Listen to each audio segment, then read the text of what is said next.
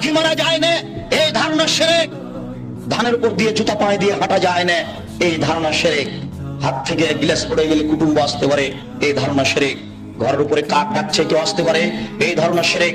তুলসীর গাছ উঠিয়ে ফেললে বা তুলসীর গাছ ভেঙে ফেললে বা তাতে লাথি মারলে ক্ষতি হতে পারে, এই ধারণা শিরক। এমন দুনিয়াতে কাজ ও কর্ম আছে যেগুলি করলে এই হতে পারে, এই হতে পারে, এরকম নামে যত মন্তব্য আছে এইগুলি সব শিরকের অন্তর্ভুক্ত। সাবধান থাকুন।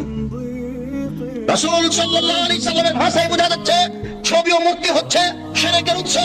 আল্লাহ রাসূলের কথাই বোঝা যাচ্ছে ছবি ও মূর্তি হচ্ছে শিরকের উৎস।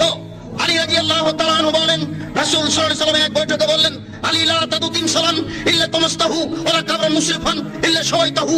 আলী তুমি ছাড়বে না কোনো উঁচু কবর, সবকে ভেঙে সামান করে দাও। আলী তুমি ছাড়বে না কোনো ছবি মূর্তি, সবকে ভেঙে খান খান করে দাও। চৌকি